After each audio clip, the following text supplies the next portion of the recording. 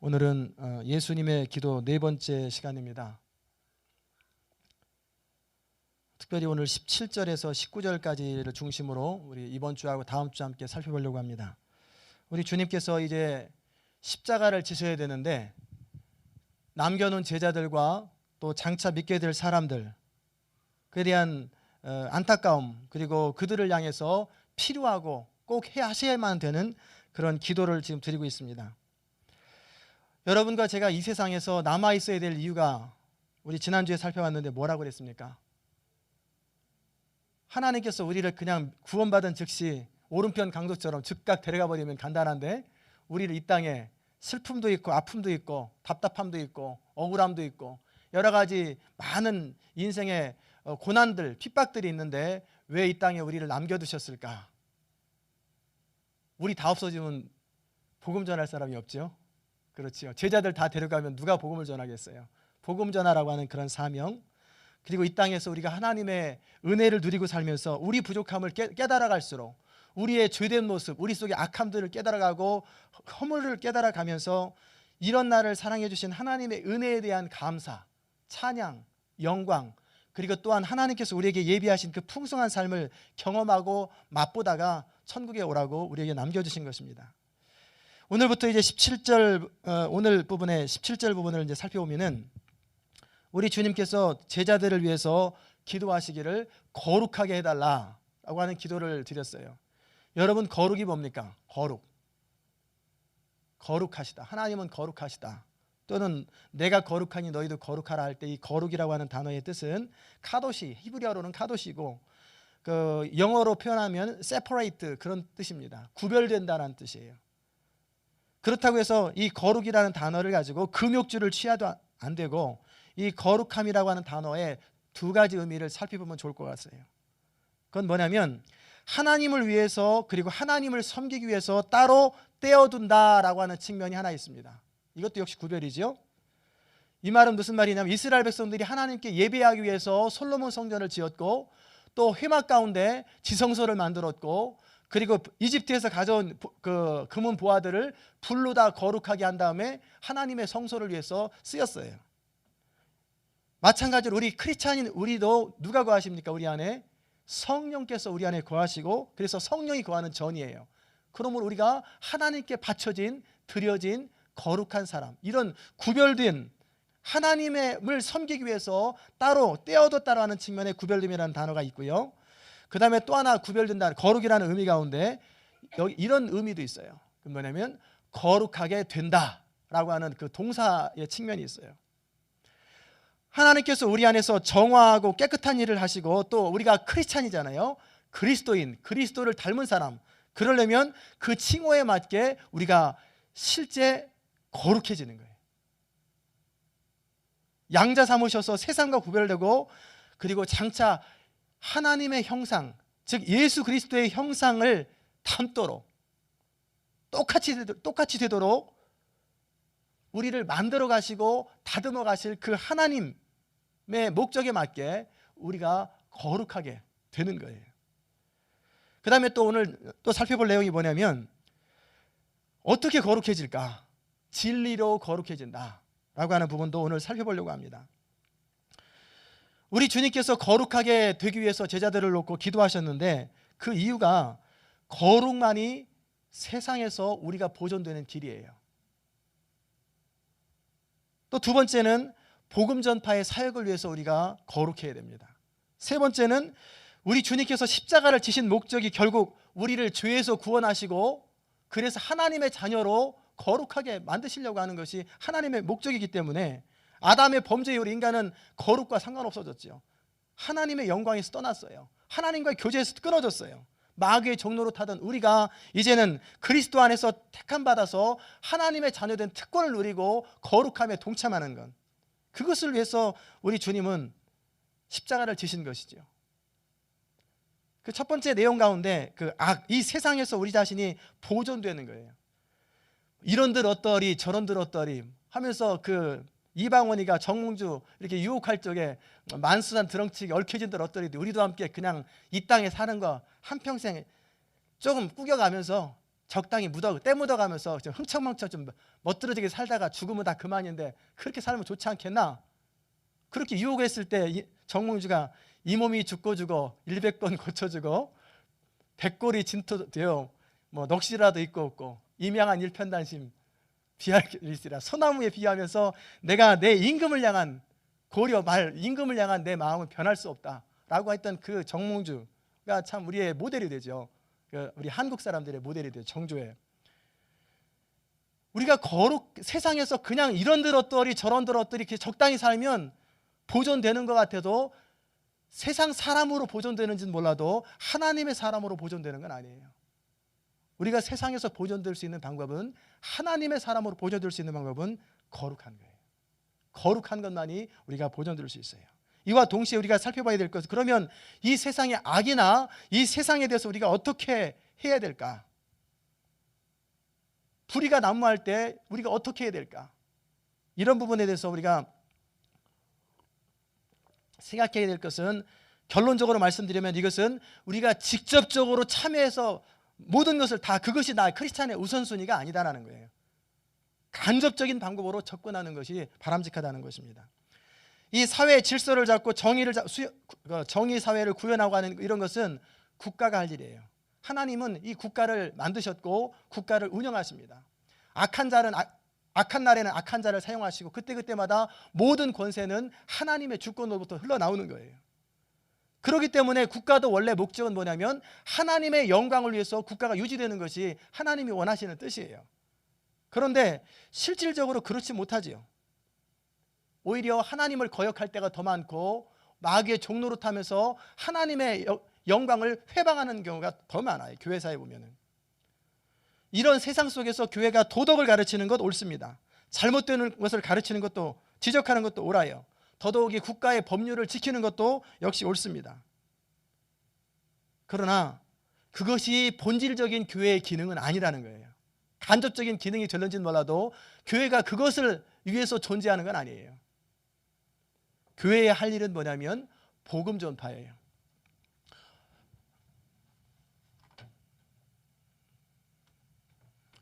복음을 전파하는 것이 하나님께서 이 제자들에게 맡겨두신 것이고 우리에게 또 맡긴 것입니다. 우리가 주의할 것은 복음 메시지를 타협해버리면 안 돼요. 손상시키면 안 돼요. 철저하게 복음은 복음으로 전해야지, 복음을 전하는 도구로 있어서 엉뚱한 것을 사용하면 안 돼요. 철저하게 교회의 머리가 되시고 그리고 왕이 되시는 그리스도가 드러나야 돼요. 그런데 많은 경우에 이럴 수 있어요. 법률의 힘이나 제도의 힘을 가지고 복음을 전할 수 있어요. 강제로는 전할 수 있지요. 그래서 겉으로 교인처럼 만들 수 있고 모든 사람들이 다 I am Christian이라고 쓰지만 실질적으로 그것은 별 능력이 없어요. 복음은 철저하게 복음 자체의 능력으로, 말씀의 능력으로 전해지는 것이 중요합니다. 왜냐하면 복음은 사람을 바꾸는 능력이 있기 때문에 그래요. 그래서 바울 사도는 철학과 헛된 속임수로 너희가 변론하지 않도록 주의하라. 말 탁월하게 철학을 가지고 변론하고 무슨 기가 막힌 이야기를 하면서 사람들을 설득할 수 있어요. 그래서 설득 당합니다. 할 말이 없어요. 그래, 너 똑똑하다. 뭐? 나는 안 믿어. 너 똑똑한 거하고 나 믿는 거하고는 아무 상관없어. 그리고 다 떠난단 말이에요. 기독교는 변증하고 막 논리적으로 따져가지고 전도되는 거 아니에요. 복음 자체의 능력이. 그래서 사도 바울은 내가 복음을 전할 때 나의 약함과 십자가 외에는 다시는 전하지 않기로 작정을 했다, 그러는 거예요. 약함을 통해서 그리스도가 드러나고 십자가를 통해서 하나님의 영광, 하나님의 사랑이 드러나기 때문에, 그리고 그 복음이 전해지는, 어찌 보면 답답하고 미련한 것처럼 보이는 그런 전도에 미련한 것으로 해질 때, 성령이 가운데 역사하실 때 성령의 능력으로 복음이 전달되는 거예요. 그리스도인의 거룩은 소극적인 의미에서보다는 보다 더 적극적이어야 돼요. 내가 단지 쾌락을 좀 삼가고 나쁜 짓을 좀 덜하고 마약을 안 먹고 뭐 이렇게 나쁜 짓을 좀 덜 한다고 해서 다가 아니라 적극적으로 우리가 그리스도의 보혈 앞에 나아가서 구원을 받을 수 있으며 우리 스스로는 전적으로 구원에 있어서 무능력하다고 하는 사실을 인정하지 않을 때, 나 스스로도 괜찮다고 생각할 때 이건 안 믿는 사람이나 믿는 사람이나 똑같아져 버리는 거예요. 그렇지 않아요. 그리고 우리는 철저하게 하나님의 은혜를 의지하는 사람이 되어야 하고, 또한 구원받은 사람의 가치관은 세상 사람들보다 훨씬 더 진보해야 돼요. 적극적으로 우리 마음속에 이제 세상의 도덕 기준 정도에서 머무르면 안 되고, 더 강하게, 더 크게 하나님의 영광의 관점에서 우리가 최선을 다하고 강렬한 소원을 가져야 돼요. 여러분이 크리스찬입니까? 그렇다면 여러분 마음속에 하나님의 영광을 사모하는 마음이 강렬하게 있어야 돼요. 나는 정말 살든지 죽든지 내 안에 그리스도가 존귀해야 되는 것, 하나님 나라를 위해서 살고자 하는 것, 하나님의 영광을 위해서 살고자 하는 것이 내 마음에 강렬한 소원이 아니면 우리의 신앙생활에 문제가 많은 거예요. 병들은 거예요. 내가 이 밥을 먹는 것도, 잠을 자는 것도, 돈을 버는 것도 모든 것이 하나님의 영광이고, 정말 실질적으로 그렇고, 그런 부분이 내 삶 속에서 고백되어지고 구체화되지 않을 때 내가 어디서부터 잘못됐을까를 돌아봐야 합니다. 복음은 뭐냐면 세상을 변화시키는 데 있어서 상황을 바꾸기보다는 사람을 바꾸는 것이 복음입니다.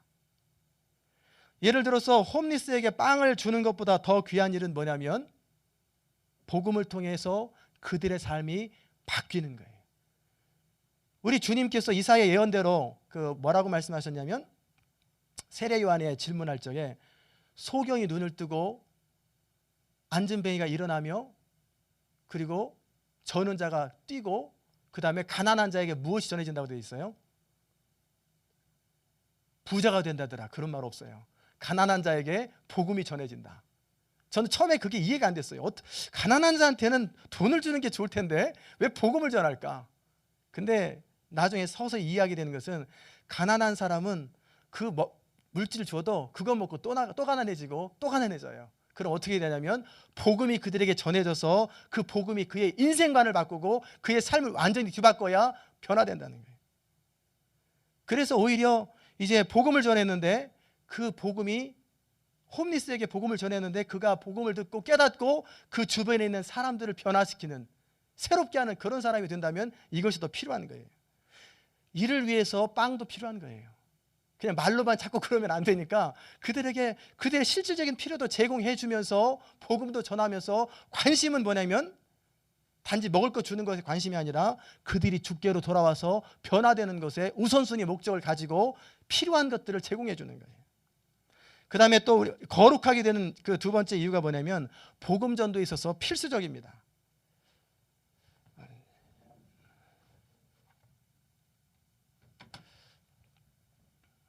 왜 복음 전도에서 필수적이냐면, 우리는 세상 사람들은 스스로 하나님을 찾지도 않고 알 수도 없어요. 자기 힘으로 하나님께 나오는 사람이 없어요. 예수님께서 제자들을 남겨두신 이유가 바로 그들을 통해서 온 세상에 복음이 전해지기 위해요. 세상 사람들은 하나님을 몰라요. 교회도 몰라요. 그러면 그들이 어떻게 하나님을 알고 어떻게 교회를 합니까?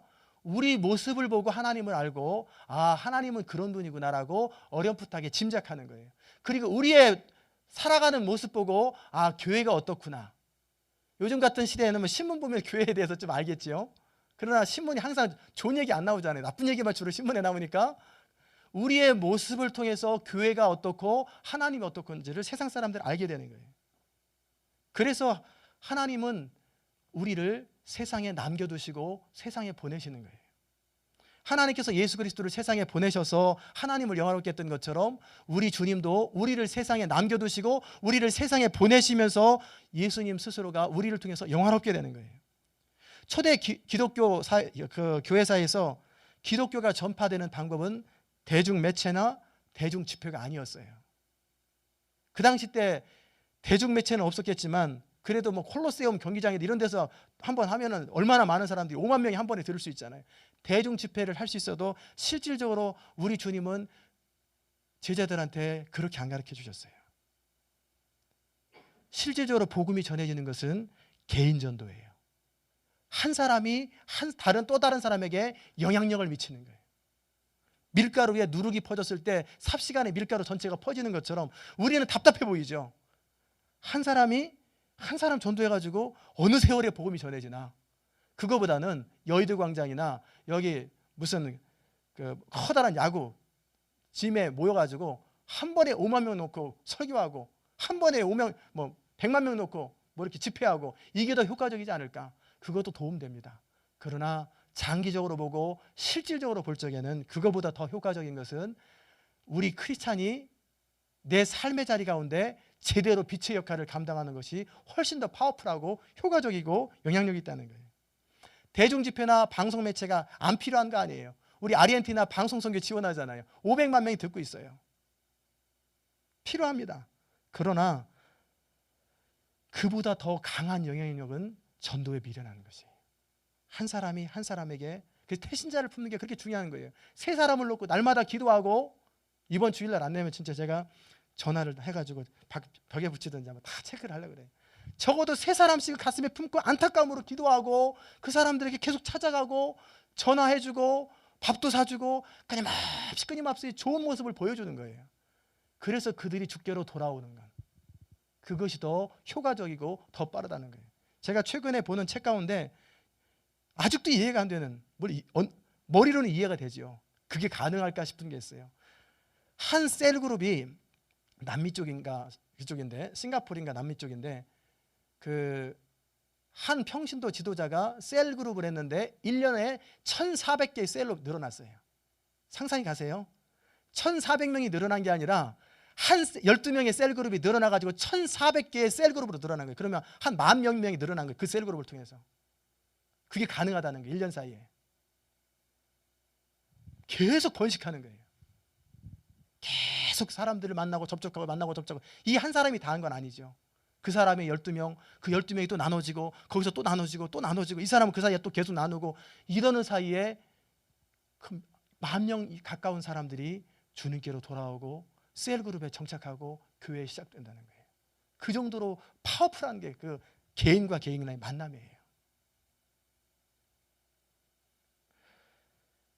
믿지 않는 사람들은 무엇을 통해 영향을 받냐면 우리의 말과 우리의 행동과 우리의 삶을 통해서 영향을 받아요. 우리는 세상을 변화시키자 그러면 쉽게 생각하는 게 뭔가 조직을 만들어야 되겠다, 뭔가 기가 막힌 프로그램을 만들어야 되겠다, 쉽게 그런 생각에 익숙해요. 왜냐하면 늘 세상에서 그렇게 해왔으니까. 그러나 더 효과적인 방법은 주님의 방법이에요. 세상은 넓고 주님 아는 자들은 12명밖에 없는데, 물론 다른 사람도 있지요. 있기는 500여 형제들이 있었으니까. 그런데 이 적은 인원 가지고 어떻게 세상을 바꿀까? 너네들 전부 다 대통령 해라, 능력 줄 테니까. 너네들 전부 다 사업가 해라, 능력 줄 테니까. 우리 주님은 그렇게 안 하셨어요. 어찌 보면 무식하고 어찌 보면 학문도 없고 어찌 보면 지극히 평범한 그런 사람들에게 각 곳곳에 다니면서 만나라는 거예요. 그것을 통해서 사람들이 주께 돌아오고 결국 전 세계 복음이 퍼지게 되잖아요. 세상을 변화시키기 위해서, 바로 그들을 위해서 세상을 변화시킬 그 제자들을 놓고 우리 주님이 기도한 것이 뭐냐면 거룩이에요. 거룩. 크리스찬이 능력은 어디서 나타나냐면 거룩할 때 나타나요. 교회도 언제 능력이 나타나냐면 거룩할 때 능력이 나타나요. 이 능력은 하나님으로부터 능력도 있지만 실질적으로 영향력을 말하는 거예요. 예수 믿어가지고 부자가 되고 예수 믿어가지고 뭐가 잘 되어야 우리는 영향력 있는 것으로 생각합니다. 거기에 함정은 뭐냐면 더불어 나도 잘 되고, 그런 함정이 있어요. 그렇지 않아요. 오히려 안 믿는 사람들이 더 잘, 세상으로 볼 때 더 잘 사는 사람 많고, 돈적으로 권력 있는 사람 중에서 안 믿는 사람이 더 많을 수 있어요. 그렇기 때문에 우리는 다 전부 다 부자가 돼야, 능력 있는 사람이 돼야만이 믿지 않는 사람들을 주께 돌아오게 하는 거 아니에요. 만약에 그것만이 유일한 대안이라면 예수 믿는 사람 다 똑똑하게 만들어버려야 돼요. 그렇죠? 그게 유일한 대안이라면. 그러나 실질적으로 그렇지 않다는 거예요. 뭐가 능력입니까? 거룩이에요. 거룩은 뭡니까? 그들과 다른 거예요. 그들 가운데 빛으로 드러나는 삶이 보여질 때 능력이 나타난다는 거예요. 전혀 삶이 달라요. 그것 때문에 핍박을 받을 수 있어요. 어려운 시기 때는 그것 때문에 드러나기 때문에 핍박을 당하고 조롱을 당하고 무시를 당하는 거예요. 그러나 오히려 그것 때문에 사람들이 주께로 돌아오는 거예요.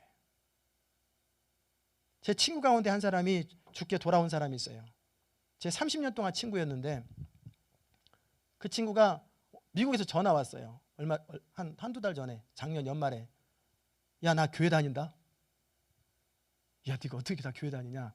중학교 때 한 번 교회 데려온 게 다였는데, 마음으로 기도는 했지만, 그 친구 만나려면 술집 가서 만나거나 뭐 다 노는 데 가서 만나야지, 교회에서는 만날 수 없는 친구인데. 그 공평회라고 하는 동문회가 있어요. 그 뭐냐면, 지금은 못 가지만 공도중학교, 평택고등학교 동문회. 그래서 공도중학교도 졸업하고 평택고등학교 졸업한 18명 모임이 있는데, 우리들 스스로 엘리트 그룹, 이렇게 자칭하는 그런 그룹이 있었어요. 맨날 모이면 맥주집 가요. 그럼 저는 거기 갑니다. 신학교 다니면서 가면은 저는 안 먹고 멀뚱멀뚱 쳐다보고 있어요. 그러면은 다음에는 너 오지 마. 너 오면 술맛 떨어지고, 너 오면 분위기 떨어진다고 오지 말라 그래요. 그렇다고 해서 제가 비유 맞춰주려고 그들과 같이 술 할 수는 없잖아요. 그러고 있었단 말이에요. 그런데 나중에 그 친구가 뭐라고 얘기를 하냐면, 자기 삶이 굉장히 어려웠다는 거예요.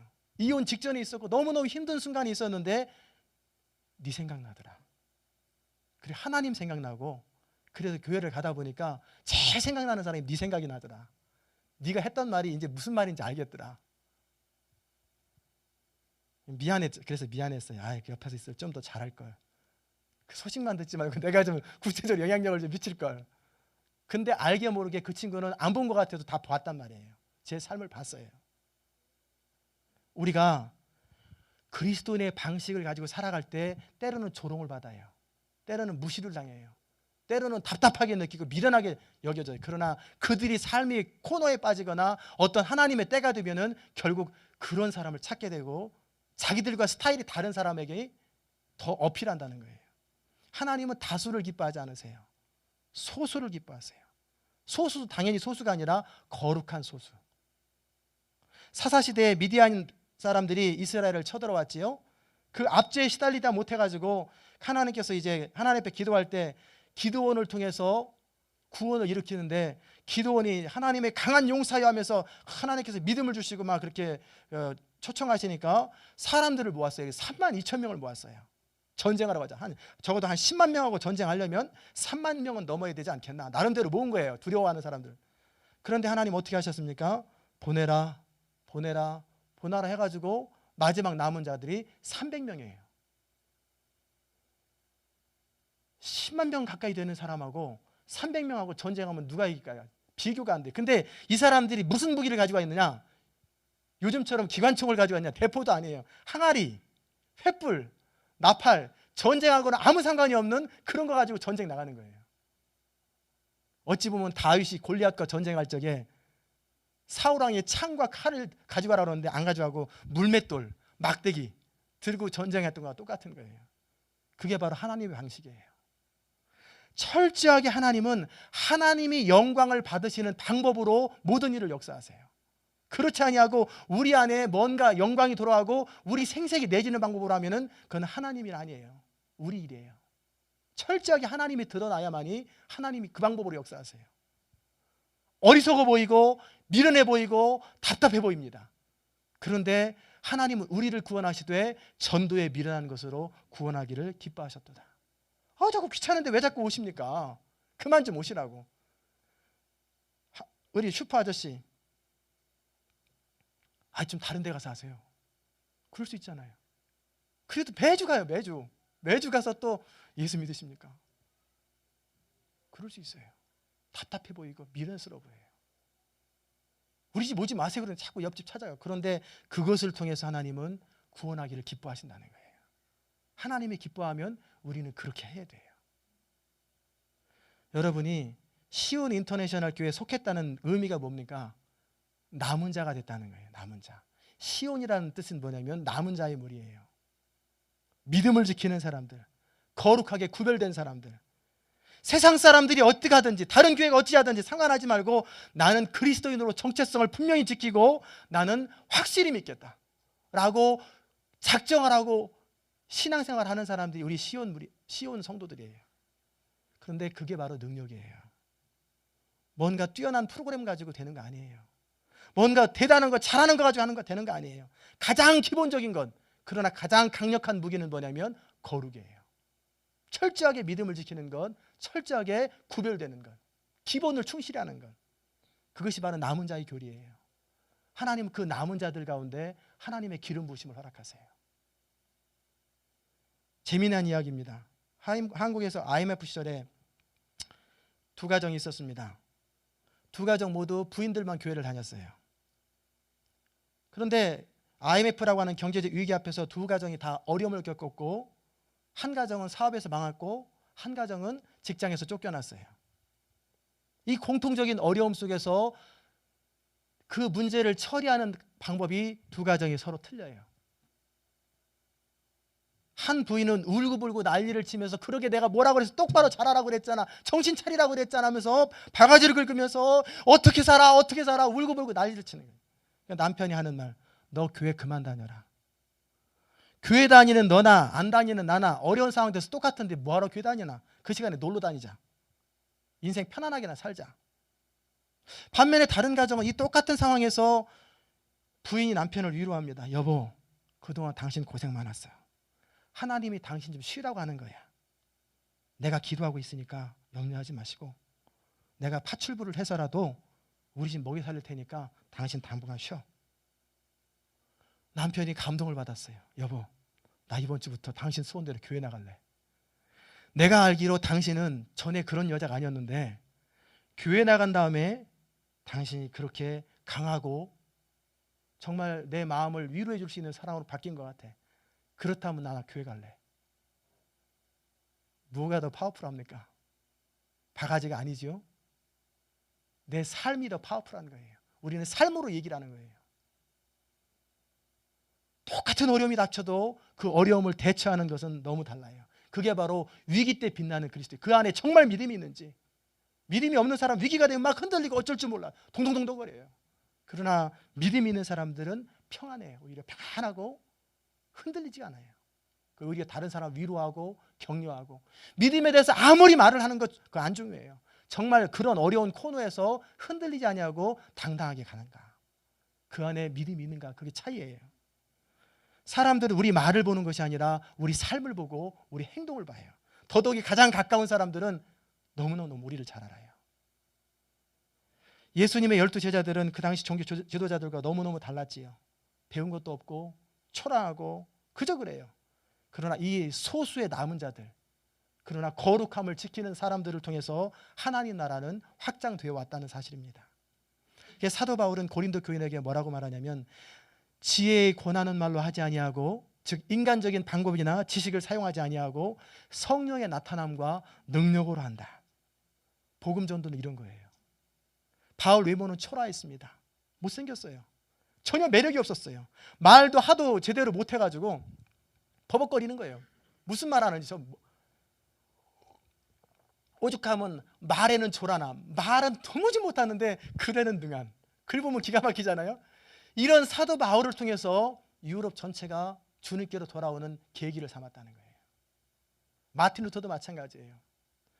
중세 모든 교회가, 모든 세상이 다 캐톨릭 중심이었는데, 잘못된 교리 중심이었는데, 한 사람이 그렇지 않다, 행함이 아니라 믿음으로 사는 것이다, 믿음으로 구원 얻는 것이다. 결국 그 한 사람의 영향력이 세계를 바꾸잖아요. 하나님은 누구를 쓰십니까? 거룩한 한 사람을 쓰세요. 많은 사람 기뻐하는 거 아니에요. 하나님은 거룩한 사람을 써요. 철저하게 하나님 말씀 앞에 온전하게 서는 사람, 타협하지 않는 사람. 영국에 200년 전에 대각성 집회가 있어서 영국 전체에, 그리고 런던 거리에 술집이 사라지고 영국에 큰 부흥의 물결이 일어났어요. 그 출발점이 뭐냐면 홀리클럽이에요. 홀리클럽. 몇몇 사람들이 하나님을 더 알고 싶어도 모여가지고 말씀대로 그대로 한번 살아보자, 그리고 거룩하게 사는 운동을 했어요. 그러다 보니까 점점 사람들이 모여가지고 어느 순간에 술집이 다 문을 닫았어요. 왜? 아무도 안 가니까. 교회의 하나도 마찬가지예요. 거룩이 빠지면 하나가 안 됩니다. 기계적인 연합 안 돼요. 그냥 꿰맬 수는 있어요. 그러나 진정한 연합은 하나님 앞에서 우리가 영적으로 거룩해질 때 진정한 연합이 될 수 있는 거예요. 세상 사람도 우리 설교에 관심 없어요. 안 믿는 사람 우리 교회 설교 테이프 안 가져가요. 뭘 가져가요? 우리 삶을 바라본단 말이에요. 그래서 우리 교회가 태신자 운동을 하는 게 설교 테이프는 계속 전합니다. 이것을 통해서 믿음이 실족한 사람, 믿음이 연약한 사람, 교회 다니다 낙담한 사람, 이런 사람들이 올 수 있도록, 또는 듣고 힘을 얻을 수 있도록. 그러나 정말 구원되어야 될 사람들은 전도 테이프 가지고 하는 거 아니에요. 태신자를 품는 기도와 우리 사랑의 수고와 우리 전해지는 말과 삶을 통해서 그들이 주께로 돌아온다는 거예요. 우리의 삶이 우리 메시지와 모순이 되면은 능력이 없어요. 성령님은 깨끗한 그릇을 통해서 역사하십니다. 어느 조직, 프로그램을 통해서 쓰실 수도 있지만, 그러나 그 열정 가지고 하나님의 임재를 구하시고 그 열정 가지고 하나님 앞에 거룩하게 되는 일에 최선을 다하세요. 그러면 하나님은 저절로 그런 사람 써요. 뭘 갖춰야 쓰는 게 아니라 하나님의 임재를 구하면서 정말 하나님 앞에 바로 살아보려고 몸부림치고 거룩해 보려고 애쓰다 보면 하나님이 그런 사람을 정오의 빛같이 딱 드러내시고 성령을 부어주시면 역사되는 거예요. 사람들이 물어볼 거예요. 당신 안에 우리와 다른 독특함이 뭡니까? 어떻게 당신은 그렇게 살 능력이 생깁니까? 무엇이 당신을 그토록 거룩하게 만들고 우리와 다르게 만듭니까? 이런 질문을 받는 것이 정상이에요. 뭐 너나 나나 똑같네. 잘못된 크리스찬이에요. 너는 뭔가 나랑 다른데 그렇게 사는 이유가 뭐냐? 그것 때문에 때로는 핍박도 좀 받아보고 그래야 돼요. 여러분 예수 제대로 믿어가지고 핍박 받아봤어요? 그냥 시기 질투로 교회끼리 싸우다가 뭐 성도끼리 싸우다 그런 거 말고 안 믿는 사람에게 핍박 받아보셨어요? 뺨 한번 맞아보셨어요? 어느 장로님이 전도하시다가 그 지하철 내려가는 거기다 전도지를 나눠줬는데 사람들이 가다가 버리니까 청소하는 아주머니가 화가 나가지고 빗자루로 장로님을 팍 때렸던. 장로님이 털푸닥 앉아가지고 울고 있는 거예요. 그 옆에 집사님이 장로님 뭐 그런 일 가지고 우십니까? 전도하다 보면 이런 일 저런 일 다 생기는데. 이 장로님이 하시는 말, 그게 아니야.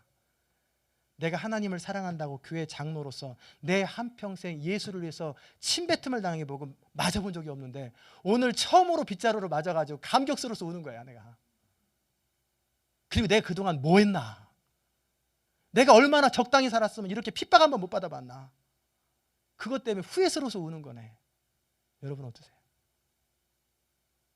그렇게 울어보셨어요? 우리 주님은 뭐라고 말씀하셨냐면 내가 거룩하니 너희도 거룩하라. 정말 쓰임받고 싶다면 거룩하십시오. 내 삶의 모든 구석구석을 정결하게 하십시오. 거룩함이 없이는 아무도 주를 보지 못합니다. 그 다음에 세 번째 다뤄야 될 내용은 뭐냐면 19절인데 우리 주님께서 저희를 위해서 나를 거룩하게 해달라고 기도하셨어요. 이 말을 우리가 오해할 수 있어요. 예수님이 원래 거룩한 분인데 뭘 또 거룩하게 해달라고 그러나? 주님은 완전하신 분이고 거룩하신 분인데 저희를 위해서 나를 거룩하게 해달라고 그랬단 말이에요. 그 말은 무슨 뜻이냐면 하나님의 특별한 사역과 그리스도 안에서 또는 그리스도를 통해서 이루어지는 하나님의 목적에 헌신하고 봉헌하며 구별된다는 측면에 있어서 거룩이에요. 하나님을 위해서 내 삶을 떼어드리게 해달라고 그런 부탁이에요. 저희를 위해서 12제자와 장차 믿게 될 그 사람들 안에 우리 주님은 이렇게 위탁하는 거예요. 나는 전적으로 당신의 손안에 있습니다. 당신의 재량권에 있습니다. 당신이 구속하기 위하여 좋으실 대로 나를 사용하여 주옵소서. 그렇게 위탁하는 기도가 바로 저희를 위해서 나를 거룩하게 하소서, 구별하여 주소서. 그 기도예요. 그 기도도 우리도 역시 해야 합니다. 우리 주님은 영원한 성부, 성자, 성령 삼위일체 하나님께서 회의 가운데 이 땅에 내려오기로 결정하셨지요.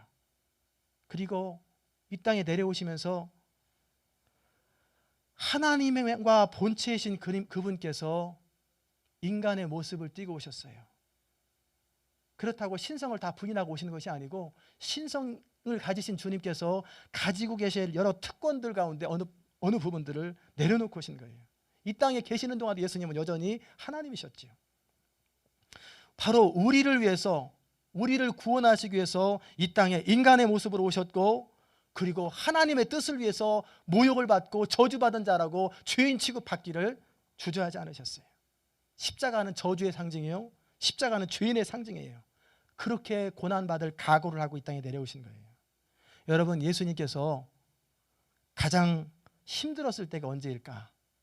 십자가의 고난 가운데 뭐가 제일 힘들었을 것 같아요? 두 손과 두 발에 못이 박혔을 때 힘들었겠나? 아프겠죠. 머리에 가시관이 콱 박힐 때 힘들었겠나? 아프죠. 사람들의 모욕과 침뱉음 때문에 힘들었을까? 그것도 힘들었겠죠. 그러나 그거보다 더 아프고 고통스러웠던 건 뭐냐면 하나님 아버지로부터 분리되는 거예요. 예수님은 영원하신 하나님의 품속에서 나오신 분이신데 한 번도 떨어진 적이 없어요. 우리가 사랑하는 사람과 단 몇십 년, 5, 60년 살다가 헤어져도 먼저 가도 그렇게 가슴 아파하고 그 슬픔을 이기지 못해서 2, 3일 있다 돌아가시는 분도 많은데 영원히 함께 하셨던 분, 한 번도 떨어진 적이 없는 분이 십자가 선생에서 하나님과 분리가 된 거예요. 하나님 앞에 버림받은 거예요. 하나님의 얼굴을 보지 못하고 참고 견디실 준비, 이로 인해서 상심해서 어느 분은 심장이 터져서 돌아가셨다고 할 만큼, 실제인지는 모르겠어요. 그 정도로 예수님이 가슴이 아프셨다는 거예요. 그리고 보통 십자가에 못 박히면 오래오래 있다 죽거든요. 오래오래 고통당하다가. 근데 예수님은 아침 9시에 달리셔가지고 오후 3시에 돌아가셨단 말이에요. 6시간 만에. 모든 인류가 담당해야 될 그 죄를 한 번에 다 담당하신 거예요. 우리가 가야 될 지옥의 형벌을, 그 엄청난 고통들을 한 번에 당하신 거예요. 하나님의 모든 인류를 향한 진노를 쏟아 부어버리신 거예요. 그래서 예수님께서 왜 나를 버리시나이까? 그 버림받음에 대한 그 아픔들, 이 일을 위해서 나를 구별하여 주옵소서, 그 기도를 드리는 거예요. 이게 바로 예수님께서 기도하신 거룩입니다. 왜 예수님이 이런 기도를 하시고 왜 예수님께서 이렇게 하실 수밖에 없는가? 하나님과 우리 사이에 가로막고 있는 죄의 담을 깨트려야 되기 때문에 그래요. 거룩하게 된다는 것은 결국 궁극적으로 말하면 하나님처럼 되는 거예요. 하나님 아들의 형상을 입는 거예요. 우리가 거룩하게 된다 해서 예수님처럼 신이 되거나 능력이 있어서 전능해지거나 그런 거 아니에요. 성품을 닮아가는 거예요. 그리스도의 성품을 닮아가는, 계속 그 성품을 닮아가고, 그 다음에 하나님의 생명을 누리고 하나님과 교제를 계속 누려가는 거예요. 그래서 하나님과 온전한 하나님을 누리는 것, 그것이 바로 우리가 거룩해지는 것입니다. 우리는 종종 거룩해지려고 하기 위해서 수도원 같은 데 가면 참 좋겠다. 종종 말씀드린 것처럼 목사님이나 뭐 이렇게 이런 좀 구별된 직업을 가지면 좋지 않겠나, 그런 생각을 해요. 그러나 그런 것은 온실 속의 거룩함입니다. 진짜 거룩한 게 아니에요. 거룩은 그런 곳에서 이루어지는 거 아니에요. 오히려 거룩은 내 삶의 자리 가운데 이루어지는 거예요. 내 삶의 자리 가운데 내가 얼마나 죄인인지를 보는 것, 내 속에 얼마나 악함이 많은지, 내 속에 선한 것이 하나도 없는 것인지, 얼마나 내가 비열한 사람인지, 얼마나 이기적인지, 얼마나 악한 존재인지를 깨달아 갈수록 우리가 점점 거룩해져 가요. 아직 나 괜찮은데, 이건 아주 거룩과 거리가 먼 거예요. 내 속에 선한 것이 없음을 알기 때문에 애통하는 거예요. 날마다 애통하는 거예요. 주님 앞에 왜 나를 사랑해 주는지 나는 알 수 없다. 이런 나를 왜 사랑하십니까? 이런 나를 왜 사랑하십니까? 매일매일 부딪히는 인간관계 속에서, 매일매일 겪는 삶의 자리 가운데 우리는 비로소 거룩해지는 거예요.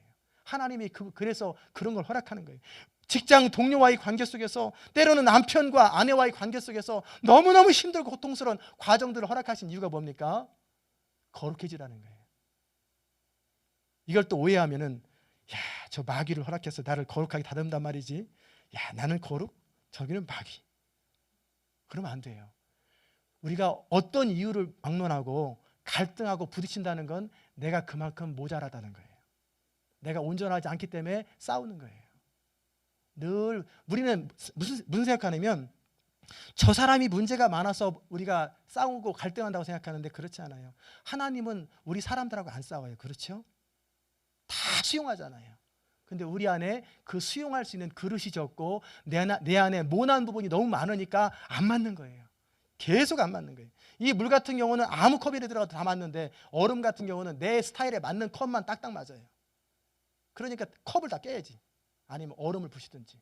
근데 컵을 깰 수는 없으니까 얼음을 녹이는 거죠. 하나님은 그렇게 우리의 관계, 여러 삶의 자리 가운데 우리를 다듬으시는 거예요.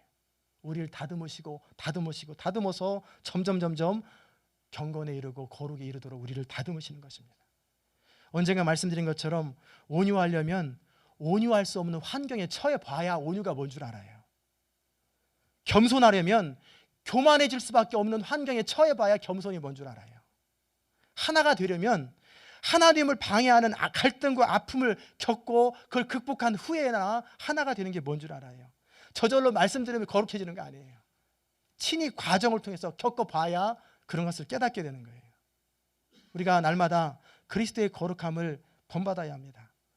두렵고 떨림으로 본받아야 돼요. 성령님 우리 안에 소원을 두고 행하십니다. 그래서 여러분의 삶의 자리 가운데 날마다 구별드리기 원하세요. 이제 마지막으로 뭘 살펴보기 원하냐면, 그럼 어떻게 거룩해지는지 구체적으로 살펴봅니다. 어떻게 하면 좀 더 헌신된 사람, 어떻게 하면 좀 더 거룩한 사람이 될 수 있을까? 우리가 만약 크리스찬인데 이런 거 관심 없는 사람은 넌 크리스찬이거나 아니면 비정상적인 크리스찬이에요.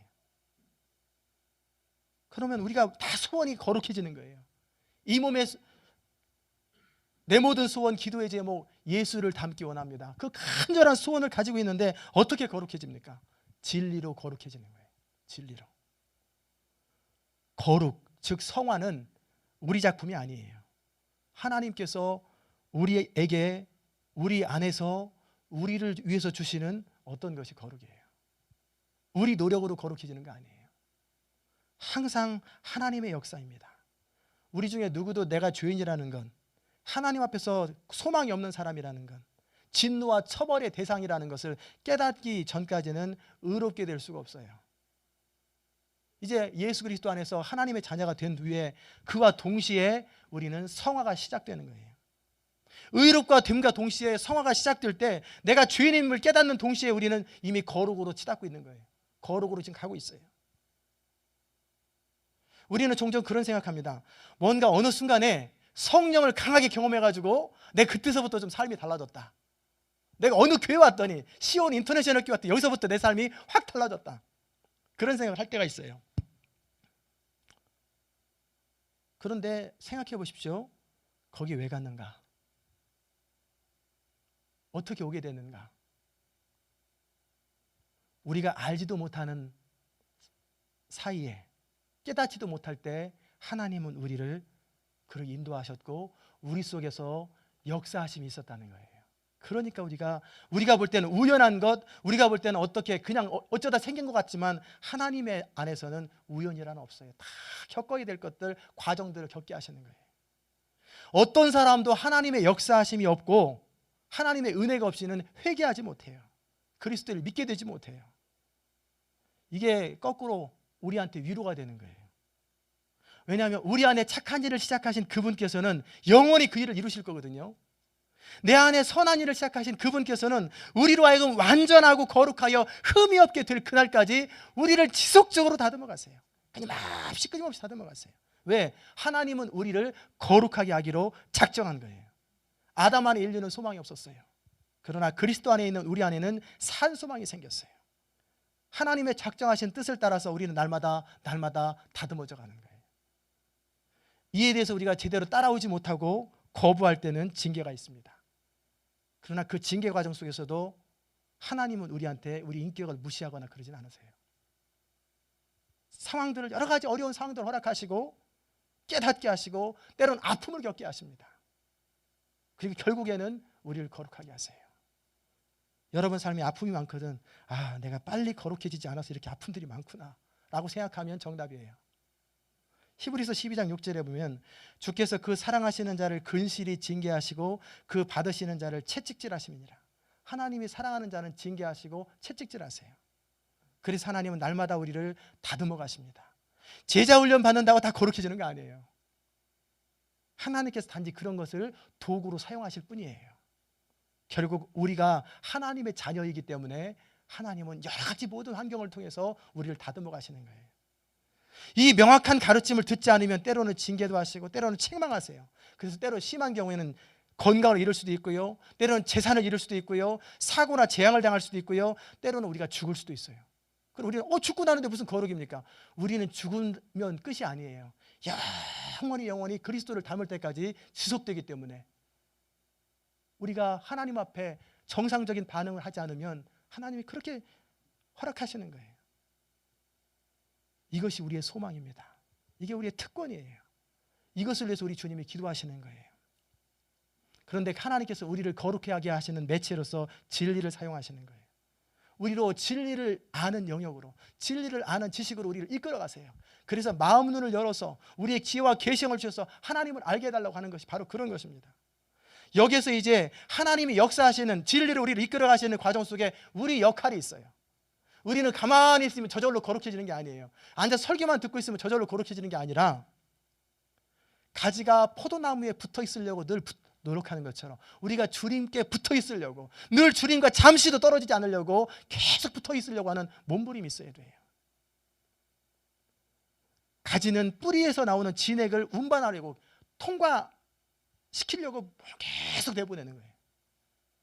하나님 말씀이 우리를 통해서 전달되도록 끊임없이 그 일들을 해야 돼요.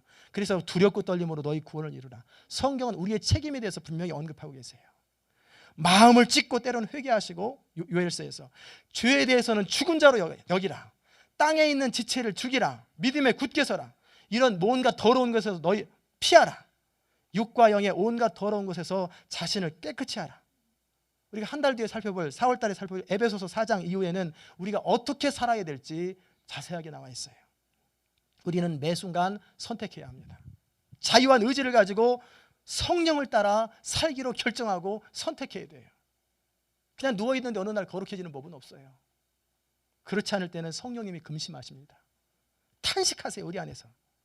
그러면 우리 안에 주를 향한 이 소망을 가진 자마다 그의 깨끗게 하심과 같이 자기를 깨끗게 하시느니라. 깨끗게 하느니라. 마지막으로 성화는 언제 이루어집니까? 거룩은 어떤 때 이루어집니까? 우리는 어떤 체험이나 어떤 특별한 경험을 할 때 거룩해진다고 생각하는데 도움이 됩니다. 그런 것도. 이전에 내가 그저 그렇게 살았는데 어느 집회에서 은혜를 받고 나서부터 내가 달라졌다. 그런 체험들은 필요하고 좋습니다. 그러나 그런 체험이 우리를 전부 다 거룩하게 되는 거 아니에요.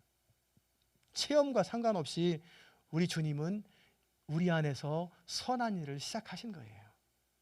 얼른 보기에 우리가 예수를 구주로 영접할 때부터 우리가 시작한 것처럼 보여요. 그러나 이미 그리스도 안에서 영원 전부터 우리를 작정하셨고 선택하셨고 우리를 다듬어 가시고 우리를 때가 찬 경륜에 따라 부르시는 거예요.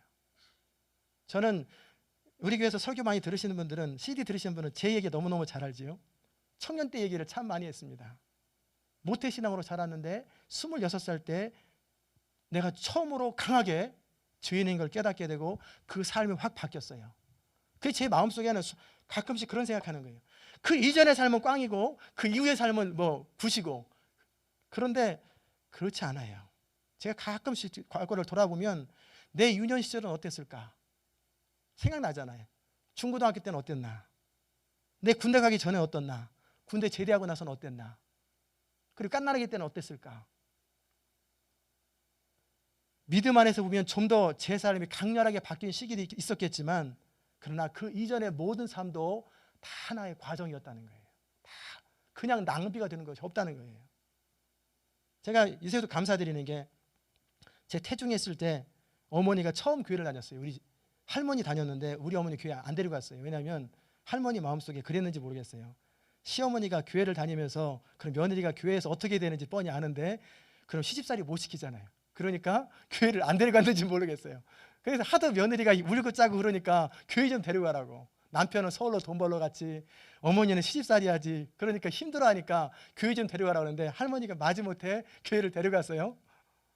그때서부터 예수를 알게 돼가지고 그렇게 힘드니까 울고불고 기도를 했다는 거예요. 저한테 나중에 그 얘기를 해주고, 아, 하나님이 그것도 사용하셨겠구나. 그 눈물 어린 그 기도도, 어머니는 속이 상해서 그랬는지 몰라도 어쨌든 그 기도도 사용하셨겠구나. 근데 유년 시절에 저는 우리 아동부 아이들, 저 애들 막 떠들고 장난치는 거 보면 쟤들은 참 얌전한 것 같아요. 저는 이렇게 애들 있으면 기도 시간에 방석을 탁 던져가지고 맞추고, 꼬무줄 이렇게 해가지고 선생님이나 애들 있으면 목 있는데 탁 쏴요. 그러면 따가운 난 다 거룩하게 기도하는 척하면 모르고. 한 번은 제가 예배 시간에 기도하는 선생님이 기도를 길게 하니까 딱지치기를 열심히 했단 말이에요. 부지런히 그 시간에 딱지치기를 하고 있었는데 5학년 때 그런데 딱지치기 하던 백기현이라는 애가 이름도 기억나요. 그날 물에 빠져 죽었어요. 그때부터 얼마나 충격을 받았니. 그때부터 교회에서 안 떠들었어요. 나랑 딱지쳐서 예배 시간에 딱지쳐서 죽었나 보다. 얼마나 충격을 받았는지. 그러면서도 안 빠지고 다녔던 그 교회의 기억들. 중3 때 또 이런 적도 있었어요. 이해가 안 되는데 지금 생각하면은 교회에 건축이 있었어요. 천막에서 예배를 드렸거든요. 그때 제가 중등부 회장이었어요. 애들을 불러가지고 토요일 되면은 9시부터 뭐예요? 야, 우리 할 것도 없는데 헌금도 못 내는데 교회 건축하는데 기도라도 하자. 그 9시부터 4시까지 기도를 시킨 거예요. 애들 데려다 놓고. 저도 기도하고. 무슨 기도했는지 생각은 안 나는데 무슨 정신으로 그랬는지 지금도 이해는 안 가는데 그 기억이 나요. 생각해 보면은. 그 이후로도 제가 잘못했던 것, 막 나갔던 것, 엉뚱으로 갔던 것, 하나님이 그걸 다 사용하시는 거예요. 여러분은 유년 시기, 청년 시기 이런 시기에 교회를 안 다녔을 수도 있어요. 예수를 몰랐을 수도 있어요. 그러나 반드시 교회를 다닌다고 해서 그것이 다 좋은 건 나쁜 건 아니고 그것이 다 모든 것에 긍정적인 건 아닌 거예요. 아니, 그것도 오해의 여지가 있겠네. 교회를 다니는 게 나쁘다는 게 아니라 교회 안 다닌 것도 하나님이 다 사용하신다는 거예요. 어느 분 집사님 고백이 뭐냐면 이전에 예수 안 믿을 때는 그렇게 자신만만하고 잘난 줄 알았는데 예수 믿고 나니까 내가 그렇게 그 당시 때 했던 것이 얼마나 어리석었는지, 얼마나 한심해 보이든지 그런 고백을 하는 거예요.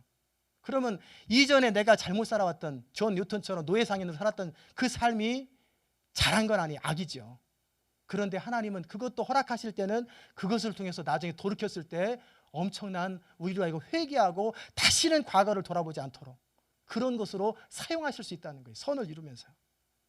그리고 보면 우리가 살아가는 모든 삶의 과정들, 겪게 되는 모든 사건들은 우연이 아니고 어찌 보면 하나님을 향해서는, 하나님으로부터는 기다림의 시간이고 우리를 인도하시는 선하신 시간이라는 사실입니다.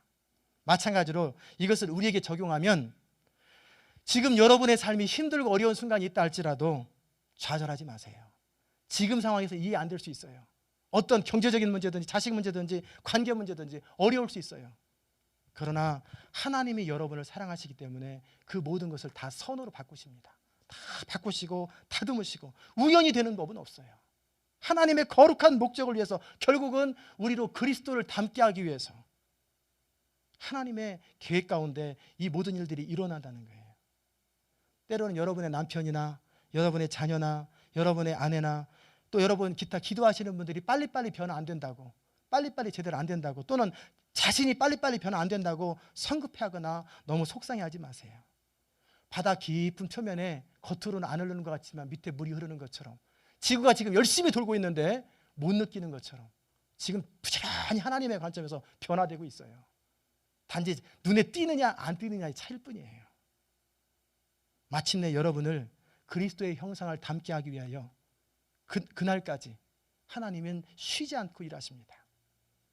여러분 꿈꾸세요. 여러분 힘들게 하는 사람 있으면 저 사람이 장차 천국에서 영원히 만날 사람, 두 번째 장차 그리스도를 닮아서 영광스럽게 변화될 사람, 이렇게 믿어주시고 꿈을 꿔보세요. 그럼 용납 안 될 사람이 하나도 없더라고요. 다 품어지더라고요. 그리고 나도 역시 내 안에서 좌절감을 느끼기보다는 나는 소망이 없지만 하나님의 약속과 은혜를 힘입어서 장차 영광스럽게 변화될 나다. 이것이 우리의 성도의 특권이고 영광입니다. 이 축복을 받으신 여러분에게 하나님의 은총이 넘치시길 바라고요. 그리고 이렇게 우리를 사랑해 주신 하나님께 영광과 감사를 돌립니다. 우리 기도하십시다. 은혜로우신 아버지 하나님, 참으로 감사합니다. 하나님이 저희를 사랑하시되 지극히 사랑하시고 창세전에 우리를 예정하사 하나님의 자녀 삼아주시고 우리는 그렇게 못되게 살고 짓궂게 살고 이리저리 방황하며 하나님도 없는 사람처럼 막 그렇게 살았는데 그런 우리 포기하지 아니하시고 결국은 때가 찬 경륜을 따라 부르시고 다듬으시고 예수를 알게 하시고 또 모든 사건들을 통해서 우리 자신의 부족을 깨닫게 하시고 하나님을 경험하게 하신 하나님, 참으로 감사합니다. 우리의 소망은 우리가 장차 그리스도를 닮아 거룩하고 영광스럽게 될 것을 소망하고, 이 모든 것은 우리가 시작하고 우리가 출발하는 것이 아니라 하나님의 주권적인 섭리에 의해서, 포기하지 아니하시는 하나님의 거룩하신 능력에 의해서 우리를 다듬어 가신다고 하는 그 약속을 붙잡고 우리가 감사하며 기뻐하며, 때로는 힘든 순간, 때로는 어려운 사람들, 그 사람들을 대하면서 그들에게 소망이 있는 것도 아니고 나한테 소망이 있는 것도 아니고 우리 주님의 약속의 소망이 있고 주님의 주권의 소망이 있음을 바라보며 기뻐하고 감사하고 영광을 하나님께 돌리며, 이제 서로가 서로에 대해서 참아주고 기다려주고 용납하는 법을 배울 수 있도록 은총 더하여 주옵소서. 감사드리며 예수 그리스도의 귀하신 이름으로 기도드리옵나이다. 아멘. 하늘에 계신 우리 아버지여, 이름이 거룩히 여김을 받으시오며 나라의 임하시오며 뜻이 하늘에서 이룬 것 같이 땅에서도 이루어지이다. 오늘날 우리에게 일용할 양식을 주옵시고, 우리가 우리에게 죄 지은 자를 사하여 준 것 같이 우리 죄를 사하여 주옵시고, 우리를 시험에 들게 하지 마옵시며 다만 악에서 구하옵소서. 대개 나라와 권세와 영광이 아버지께 영원히 있사옵나이다. 아멘.